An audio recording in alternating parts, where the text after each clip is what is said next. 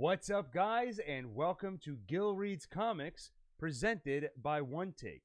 That's right, if you're listening to this as a podcast, check out the link in the show notes. Go to our YouTube channel, OneTake, where we are trying to broadcast Gil Reads Comics live with video every Saturday. Today, we'll be talking about Amazing Spider-Man issue 40. Now, Alon is here with me. I'm Gil. Alon is off camera, but you'll hear him chime in now and then. Yo. And Alon, back when we used to do Gil Reads Comics, in Gil Reads Comics' first run, Amazing Spider-Man was one of the comics that Adam, my other brother, and I used to talk about. And we got caught up, and we were covering it every 2 weeks when it got released. We made it to issue 12.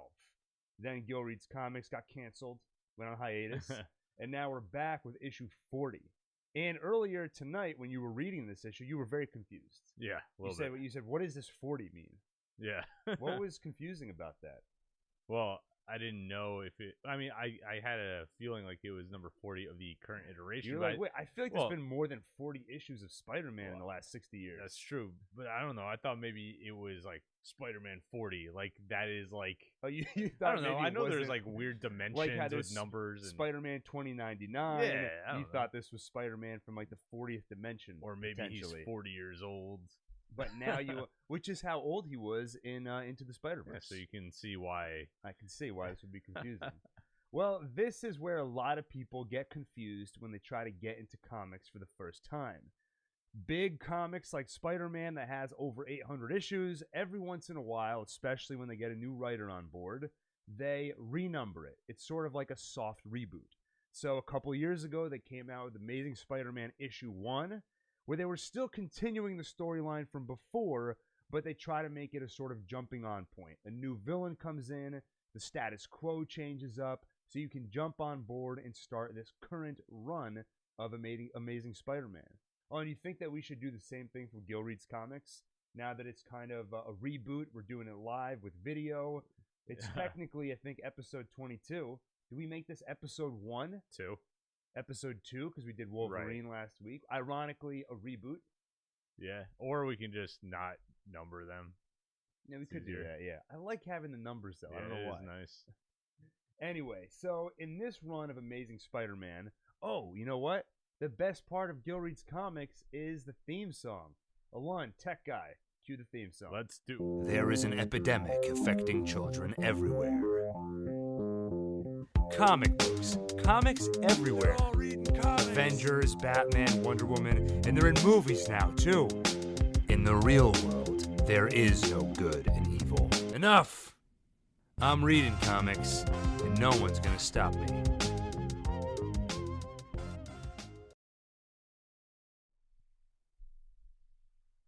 You know, the part in the song where I go, enough! I'm reading comics, and no one's going to stop me. We should do that part live. So the song just cuts off, and then I yell that. So, Alon, I got to catch you up. So, obviously, I'm behind on Spider-Man because I stopped with issue 12. And you started with issue 40. So, you're confused. I'm confused. Let me catch you up on a few things to give you some context here.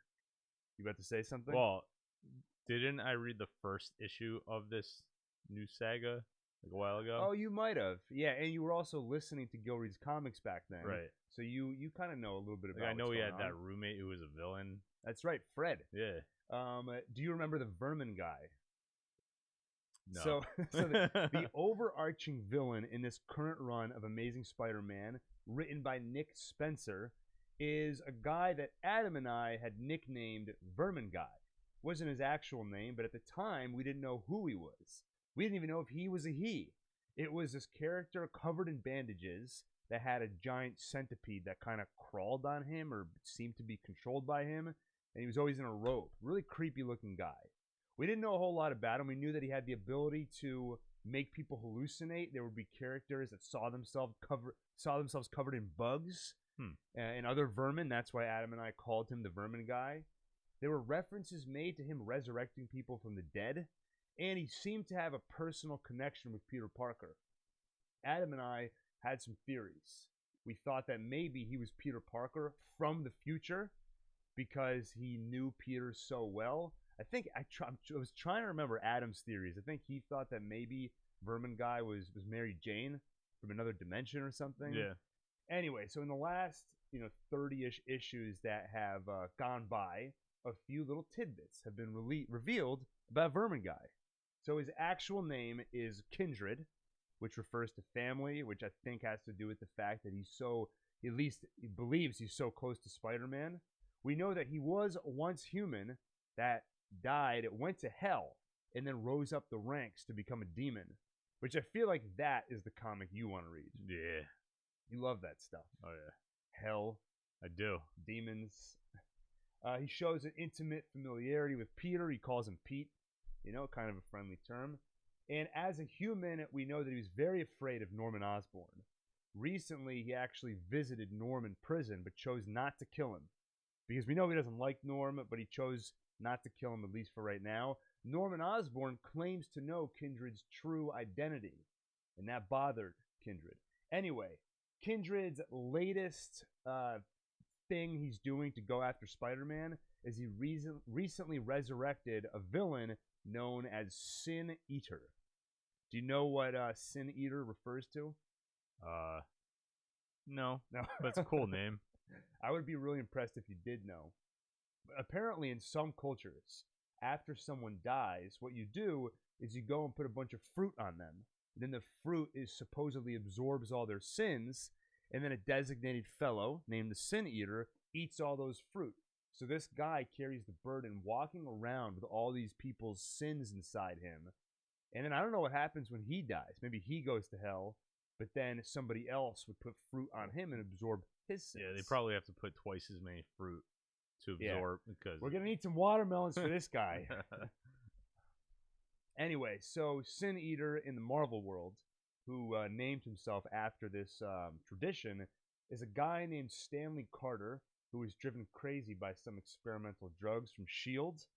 And he wants to kill a bunch of people and cleanse the world of evil, but I think he tends to get innocent bystanders killed and stuff. And he was killed, Stanley Carter, and recently Kindred brought him back to life. Anyway, none of that actually plays into what we read in issue 40. Kindred doesn't make an appearance. But some other stuff that happened in the last couple of issues, this is stuff you've got to know going into issue 40. So it's good that you didn't read any of these or know any of this when you read issue 40. But I think this will probably clear up some of the confusion you had when you read the issue. So, okay, couple things you've got to know. Number one, there is a villain named Chance, a guy who's obsessed with gambling. He recently opened up a place called the Palace. And it's basically a place where a bunch of supervillains can go and bet on superhero-related antics. So Chance has drones all over the world, 24/7 filming superhero stuff that's going on. So one screen, you've got Hulk fighting a Yeti. On another screen, you've got Iron Man fighting a clone of himself. Basically, all the crazy stuff that superheroes get up to, you can go to Chance's Palace, watch it all happen. And the fun part is you can bet on it. And you're probably thinking, Alon, well, if you're just betting on who's going to win the fight, the hero or the villain, I mean, the hero is going to win every time. Well, I mean, they don't win every fight. That's true. They usually win the war, but not always the battle. Yeah. But I mean, imagine you bet on the villain, like you're gonna win a lot of money there. Right, 10-to-1 odds. You could more than double your money. But it's not just who wins that you can bet on. You can bet on the duration of the fight. You can bet on what quip is Spider-Man gonna say. You can bet on everything. Anyway, this guy, the Foreigner, shows up to the palace. And you could think of him as basically James Bond if you were a villain. Super suave guy, doesn't have any superpowers, but has just trained himself to peak physical condition. He's super rich, and he's suave. He shows up at the palace, and he basically approaches Chance, the guy who opened this place, and goes, "Whoa, what's that, Chance? You want to bet that you can steal Spider-Man's web shooter? I mean, if you want to take that bet, sure. And if you win, if you can steal Spider-Man's web shooter, I'll tell you what, I'll pay off everyone's debt that's here tonight." So, Foreigner pretended that Chance wanted to make this bet with him. And once everybody heard that this bet was being made, They're like, whoa, Chance, you're going to go steal Spider-Man's web shooter, and if you're successful, all our debts are paid off? So now all these villains are looking at Chance, but he can't back down now. So he's got to go steal Spider-Man's web shooter. Now, why did Foreigner want to make this bet? I don't really know. I don't know what his game is here. Clearly, he's up to something. We'll find out a little bit more about that in issue 40. The other thing you have to know going into issue 40 is that J. Jonah Jameson and Spider-Man are kind of friends. In fact, a few months ago, Spider-Man revealed his identity to J. Jonah Jameson. And now JJ has taken it upon himself to tell the world how much of a hero Spider-Man is. And he feels pretty bad about how much crap he used to give Spider-Man. He finally admitted he was wrong about all that. And so last issue, JJ started a podcast. and he had Spider-Man on as his first guest. And things kind of turned ugly. Because as much as JJ has apologized for what he did, he gets mad at Spider-Man for taking no responsibility. You know, J. Jonah Jameson says, yeah, I wasn't perfect, but Spider-Man, neither were you. You used to web me up. Do you know how hard it is to get that webbing out of your mustache? But Spider-Man took no responsibility for it. Anyway, this podcast, by the way, is released by an organization, a new news venture, kind of like a BuzzFeed, called Threats and Menaces. Started by a woman named Nora Winters. We can talk about her later. But for now, so key points. Chance opened up a betting place called The Palace. Foreigner showed up, sent Chance on a bet to see if he can steal Spider-Man's web shooter. And JJ had Spider-Man on his podcast. Oh, and any questions before we jump into Spider-Man, Amazing Spider-Man, issue 40? Yeah, no, I didn't realize that Jameson and I never know how to say it. It's like J. JJ, Jonah Jameson. Triple J. I didn't realize that him and Spider-Man were friends now. Yeah. Wow. Yeah, I felt like that podcast scene was a little silly, but I guess it kind of goes along with the theme of this iteration. Yeah, and actually, the podcast scene in the previous issue, issue 39, I think you would have enjoyed more. That one was more of a real conversation, and it was actually pretty interesting to see that, because every iteration of Spider-Man you and I have been exposed to, it's JJ versus Spider-Man. What would happen if JJ started to change his mind? You put the two of them in a room together and just have them talk. Issue 39 had that. Too bad you read issue 40. Maybe I'll read them in reverse. Anyway, so let's get into Amazing Spider-Man issue 40. So as you know, JJ has that podcast with Spider-Man on, and in the middle of the podcast, they're interrupted by a villain. And we have some narration from Peter Parker, Spider-Man. I gotta admit, there's something weirdly reassuring about running into a supervillain you haven't seen in a long time. So he hasn't faced off against Chance in a while, and Chance is the villain who has interrupted the recording of the podcast.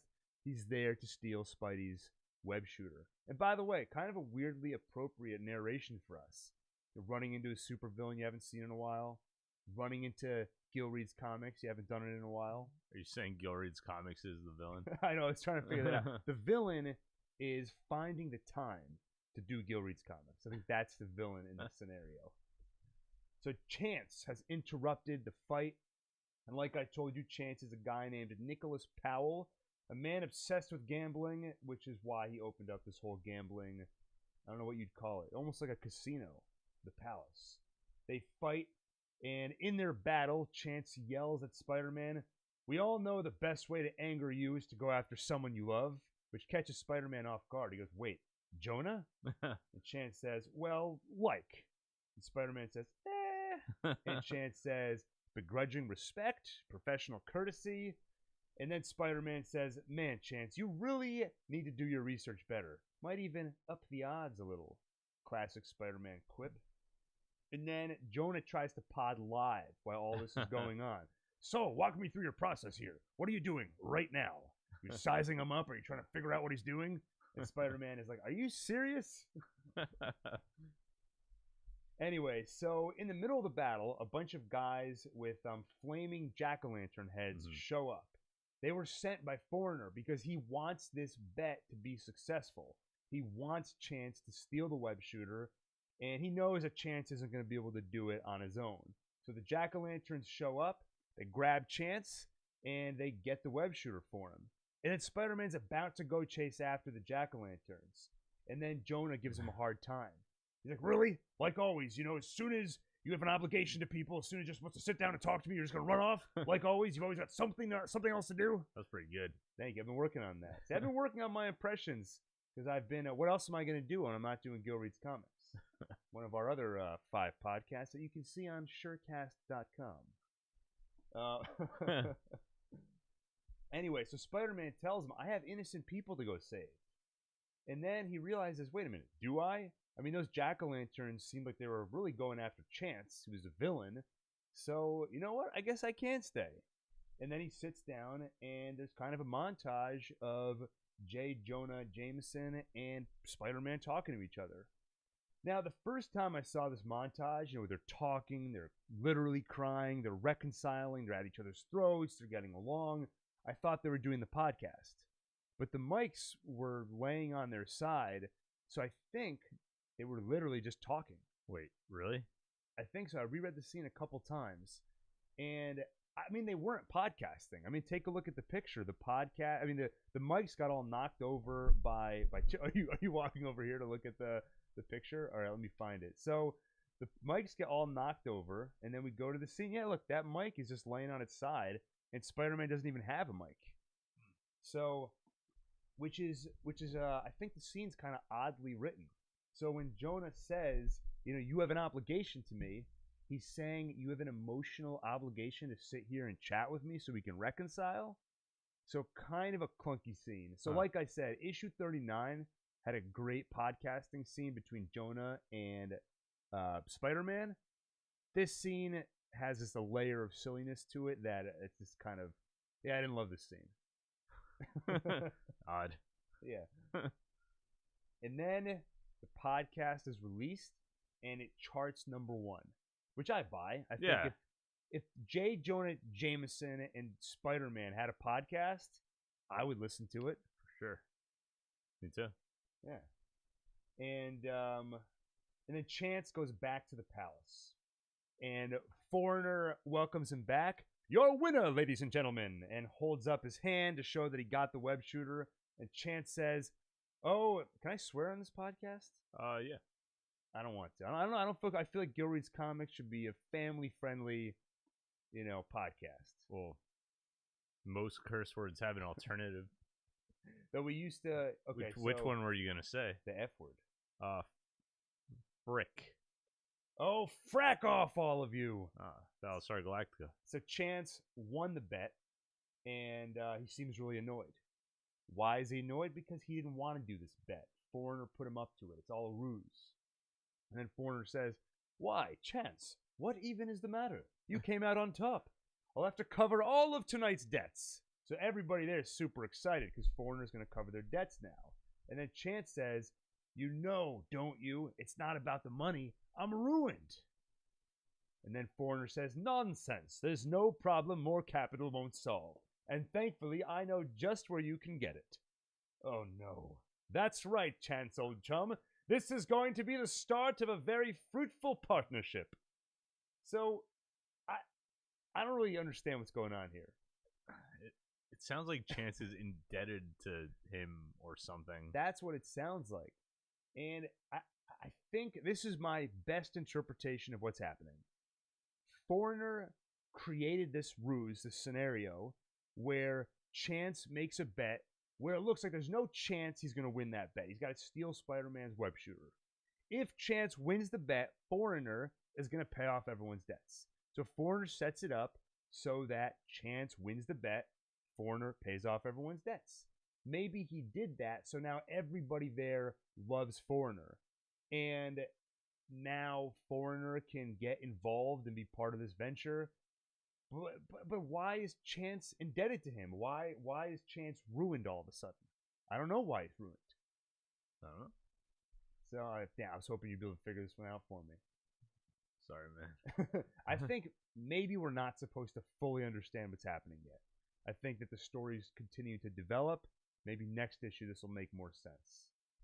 or maybe it's clunky writing. Because even if we're not supposed to know what's going on yet, I don't know what's going on to such a degree where it annoyed me. I was like, I don't get it. What's going on here?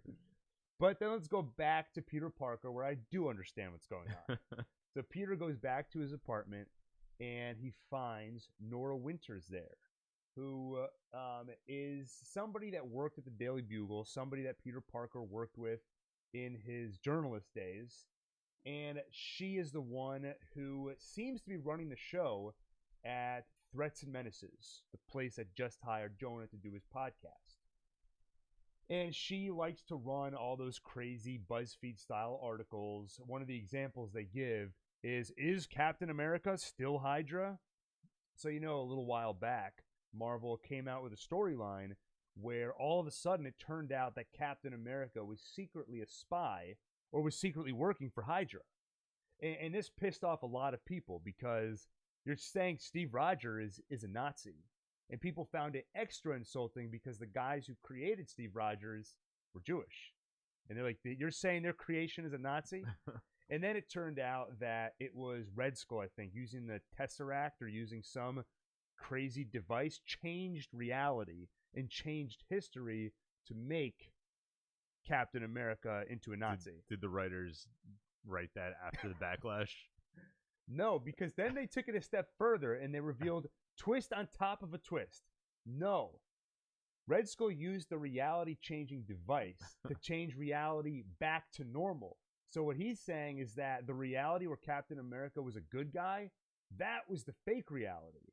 Originally, Captain America was Hydra, and then somebody changed it to make him a good guy, and Red Skull was like, no, I'm going to change it back. So what they were saying is that he was always Hydra, and the reality you've been reading for the last 50 years, that was BS. And then I think there was another twist for it. Anyway, so Nora Winters posts clickbait articles like, is Captain America still Hydra? Where she basically takes a bunch of fake news and repackages it to get clicks. And you know how much I hate that. We have no clickbait titles. Like, what's the title of this video? Amazing Spider-Man number 40. Not, is Spider-Man a bad guy now? Well, I mean, maybe one day after we research how the YouTube algorithm works, we'll want to do that. So we'll see. Is nothing wrong with trying to get clicks? Oh, now actually, back in the first run of Gil Reads Comics, Adam did a special segment where he looked into Nora Winters' history because she's got a kind of sordid past. She dated the Hobgoblin and did a bunch of other stuff that was a little gray in terms of morality. And I forget what the verdict was, but I think his verdict was that she's at least a little bit guilty. Anyway, Peter Parker gets home to his apartment and he finds Nora waiting in his bedroom. And she has the Spider-Man mask. And she's like, you're doing a little role-playing with Mary Jane? So I guess that she doesn't piece it together that Peter Parker is Spider-Man. Anyway, so Nora talks to Peter Parker about Spider-Man because she knows that Peter Parker and Spider-Man are good friends. And she says about Spider-Man, he has a Galactus-grade PR problem. I want to give him a chance to fix it. By doing more Jonah podcasts, I think he'll pass. No, I want him to tell his own story with the help of the one person in the anti-Spider media he's always been able to trust. You. And she's pointing at Peter Parker. So, how did you interpret this? I read it as she wants Peter Parker and Spider-Man to get on a podcast together. That's how I interpreted it too. I started trying to imagine how Peter would finagle this. Like maybe he would like get someone he knows that knows he's Spider-Man to like put on the Spider-Man mask, right, and like pretend to be Spider-Man. And I guess J. Jonah Jameson knows he's Spider-Man. Maybe he'll wear the mask and he'll interview him. Hey Peter, how's it going? It's your old pal, your web slinger. Friendly Spider-Man. neighborhood Spider-Man. This mustache is really itchy in here. I mean, I don't have a mustache, but I imagine if I did, or my Spider-Man could have a mustache, but people don't know. Actually, what he could do is in the first few issues of Spider-Man we read, the whole storyline was about Spider-Man getting zapped by a machine that split him in two. Oh, yeah. And so there was Spider-Man running around and Peter Parker running around. I forget the name of that machine. I bet Adam would remember. It's too bad he was too busy. Actually, he just sent a text 1 minute ago. So he might be available. Give him a call and see how good his memory is. See if he remembers. Because we used to talk about that machine all the time. We made references to it constantly. We had a lot of fun with that. Let me call him live. Hopefully he doesn't say anything embarrassing. And see if he remembers the name of the machine that cloned Spider-Man. Put him on the spot. Could Google it. This is more fun. Okay, Yeah. Try it. What are you going to Google? Like, what search term? Adam, I'm live on Gil Reads Comics right now, and I needed your help if you had, like, 30 seconds. Can I put you on speaker? Okay. Comics. All right, Adam, welcome to Gil Reads Comics, the rebooted edition of Gil Reads Comics, where we do it live on YouTube every Saturday. I don't know why I'm saying that again right now, as you know that. This is what we need to know. So, Peter Parker's in a bind right now. He is in a position where he may actually have to go on a podcast and interview Spider-Man. How is he going to do that? Well, I remember that there was a machine that was able to... He's going to split himself. He's going to split himself with the particle beam accelerator. What was the name of the machine? I can't remember. The something particle accelerator? Alon looked it up and he's shaking his head no. I think I have it. There's the word accelerator, maybe? Yeah. Yeah. Oh, what was it? I think it's the isotope. Yes, the isotope genome accelerator. Yes. Boom! Oh, remember? We loved that machine. We used to talk about it all the time. Remember? I've been trying to build one. Yeah. So because I hadn't been able to get Adam on Gil Reads Comics so far for the new rebooted Gil Reads Comics, so it's been a lun. So you're trying to clone yourself so that way you can. Well, I succeeded, and so now you remember how I had very limited morality to begin with. Right. Well, the Adam you're speaking to is an Adam with no shred of ethics left whatsoever. That explains a lot. Yeah, that explains a lot of your recent but very confusing behavior. That's right. You remember who made the machine? Dr. Connors. Yep. And I believe it was the same And machine. he's the one who he was trying to regrow his arm or something. Yeah, and it turned into a lizard. Yeah. Well, he wasn't trying to turn into a lizard. No, he was trying to regrow his arm. Yeah. Oh, yeah, the way I phrased that, yeah. All right, Adam, any words of wisdom before we go back to Amazing Spider-Man issue 40? As Uncle Ben used to say, you're not Superman, you know. Oh, one last thing, Adam. Okay. Remember the Vermin guy? Yeah. All right, so we learned My theory was that it was Mary Jane. Oh, that was your theory. Well, Yeah. you're probably wrong, but we learned his name. Oh, what is it? Vermin guy. Are you serious? No, sorry, no. It's You got me with that. it's Kindred, which I think is in a reference to remember how obsessed he or she was with Spider-Man.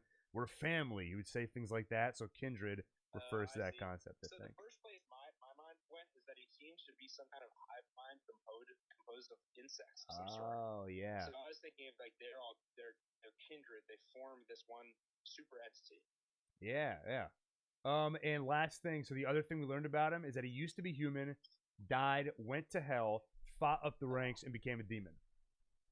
Which religion's hell? The Marvel universe. I don't know. I Like, mean, is Christianity true in this world? I don't know. These are a lot of questions. But you know what? We'll do a Gil Reads Comics special where we dive in. Maybe for Christmas, that's what we'll do. We'll dive into the religion of the Marvel universe. Ooh. Yes. Well, I for one am very glad that Gil Reads Comics has returned from its brief hiatus. Brief. It wasn't a year, you know. I think it was less than a year. All right, Adam, last thing, and then I'll let you go. Can I lock you down? Purim's coming up. I want to do a Gilville Purim special. Absolutely. All right, awesome. Adam, take care. You too. All right, bye. All right. So where were we with that? Oh, yeah. Spider-Man's got to do a podcast with Peter Parker. How is he going to do it? Perhaps he'll bust out the isotope genome accelerator, split himself in two again, which would be sort of irresponsible, but would make for an entertaining story.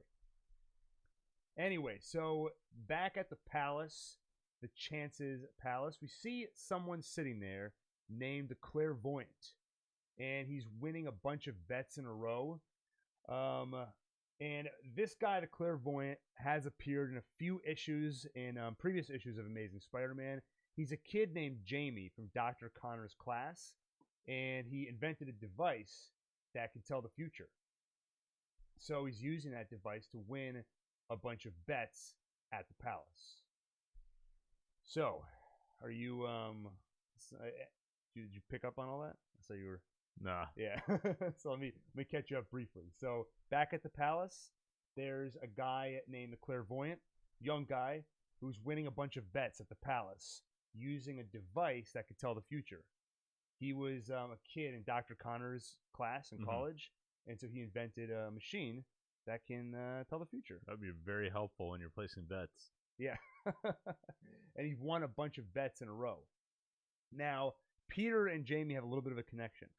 So early on in this run of Spider-Man, Peter actually was working with Dr. Connors in kind of a TA role for his class. So he knows Jamie.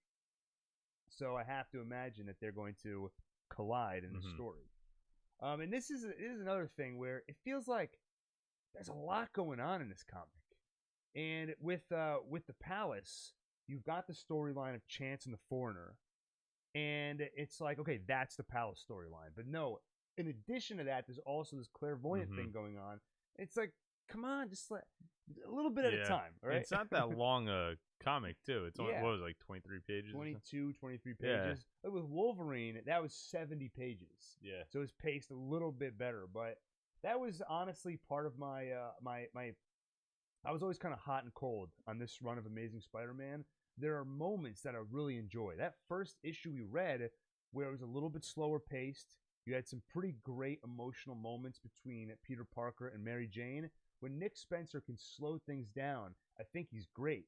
And he nails the Spider-Man quips. The comic does make me laugh sometimes.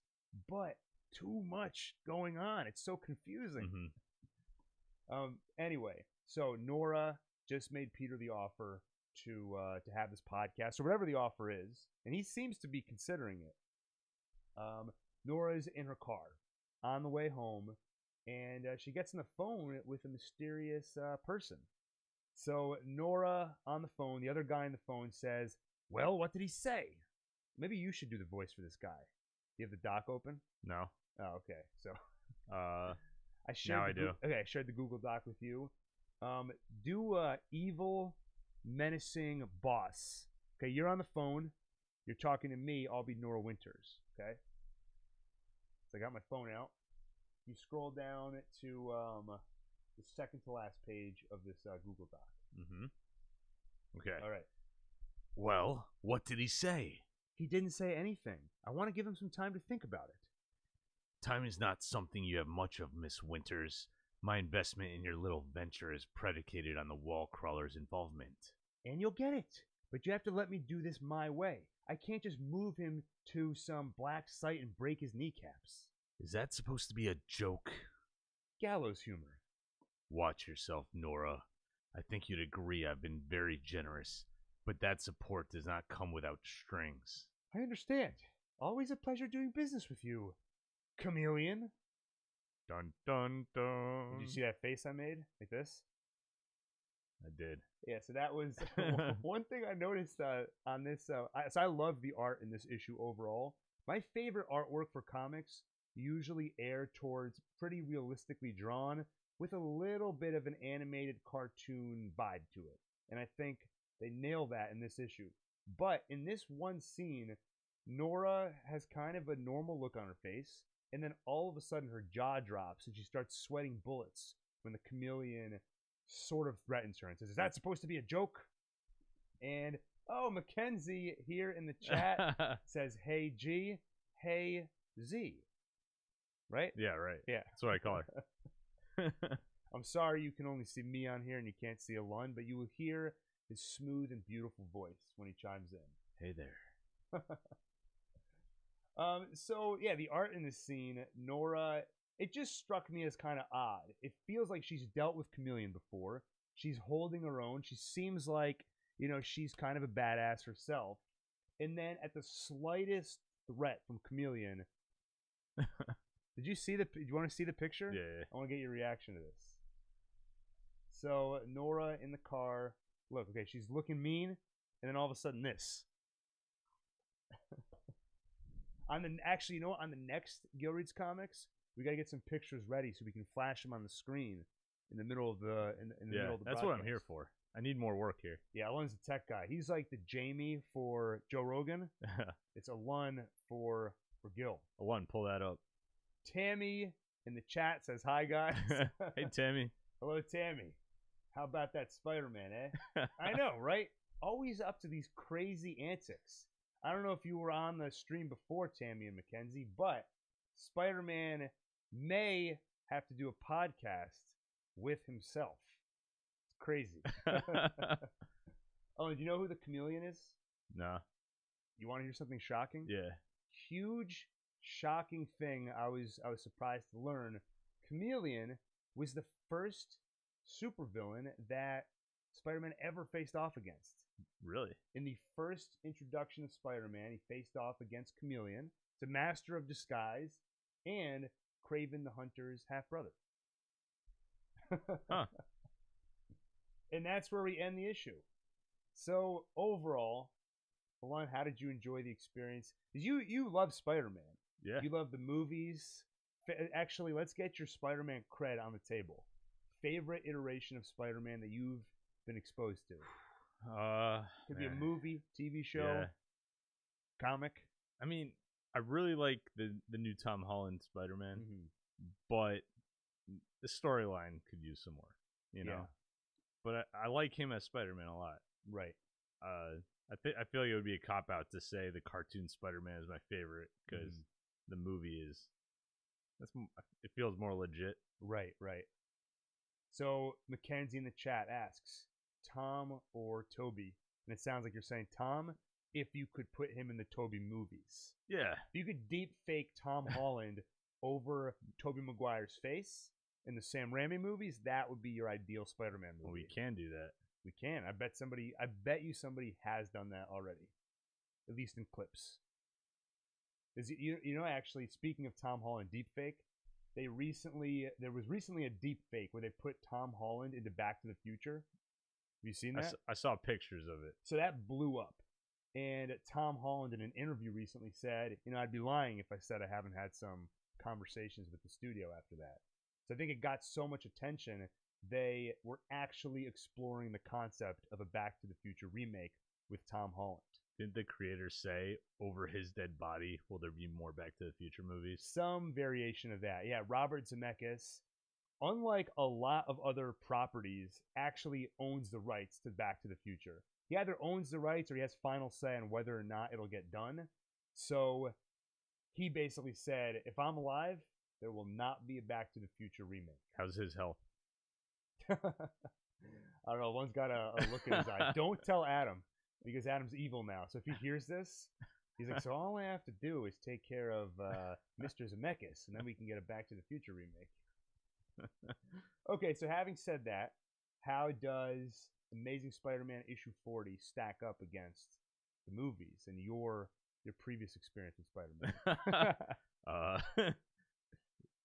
I choose the movies over this so far, but we'll see what 41 has in store. I think, honestly, the main issue is, so I do enjoy aspects of this run of Spider-Man. Like I said, when it slows down, when they focus on character, I thoroughly enjoy it, and I think Nick Spencer is a great writer in those respects.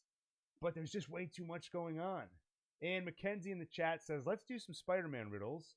What is strong to hold the Hulk, but dissolves within an hour? Huh. Spiderwebs. Spider-Man's webbing. Oh. Yeah, because it dissolves after an hour. And it's clever. Super strong. Mackenzie, did you know that, or did you look that up? I'm curious if you have. I'm curious about your Spider-Man knowledge. What Alon's been teaching you. Sounds like she knows more than me. So there's a lot going on in this issue. But to pull out a couple things that could be interesting, okay? Nora, that could be an interesting storyline because you've got somebody who's vulnerable, somebody who's in over their head. Why is Peter Parker just leaving his mask in his bedroom somewhere it I could know. easily be found? That's At true. least have a safe. Yeah, I know. He's Tom Holland Spider-Man would never let that happen. Well, He did let that happen, actually. I think he would let that happen, but Tony Stark gave him all the tools he needed to prevent something like that. Yeah, he gave him that super briefcase. Yeah. And the glasses. Oh yeah, the awesome glasses. The Jamie storyline could also be interesting, even though it came out of nowhere in one panel in the middle of the issue. But Jamie, the kid from Dr. Connor's class, who's using this device to tell the future, I've got to think that all those villains hanging out at the palace, when some random kid comes in and just starts winning all these bets, I have a feeling they're not going to be too happy about that. So he's in a vulnerable spot, probably in over his head, and now maybe Peter Parker will have to get him out of a bind. I think that's when Spider-Man's at his best, is when he's learning over and over again that the ones he loved will always suffer. That's when he's the most interesting. So I think they've planted a couple of seeds for that. So I think the takeaway, look, I think we'll continue to cover Spider-Man. It's fun to talk about, but I think I've got to find some other comics. Some comics. I think there are comics out there that are as well written as early days Game of Thrones. There's some great content out there. I'm going to find it. I'm going to put it in front of you. We're going to read it, and we're going to dissect it and have a good time with it. You know I'm not a big comic book reader, so I want you to find one for me that I can't put down. I think the one that will do it, and Jim, if he ever listens to this, he's going to love to hear this, but Injustice. You would love Injustice. That was a comic I was reading where it was like when you're watching a great show on Netflix, and it pops up and says next episode starting in 10 seconds, and you can't help yourself. You keep reading it, or you keep watching, and you just binge the whole thing in one day. This comic gave me the same feeling. And it's super badass. It's super dark. It's got Superman rips out Joker's heart. I'm intrigued. Yeah. The only problem is I don't know if it's still ongoing. But they maybe they're going to continue it with, I'm sure there's more Injustice games coming out, and they'll want to keep the comic going. So I think that's what we're going to tackle next. Anyway, I guess that covers it for today. Any closing thoughts, Alon? I hope the next Spider-Man is a little easier to follow. Well, it'll be easier now, now that I've caught you up on everything. All right. See if you'll remember it all. Yeah, if there's some more gore, that'll definitely get me hooked. I mean, he punched Chance pretty hard in the face. That's true. Lost a there couple was some teeth. blood.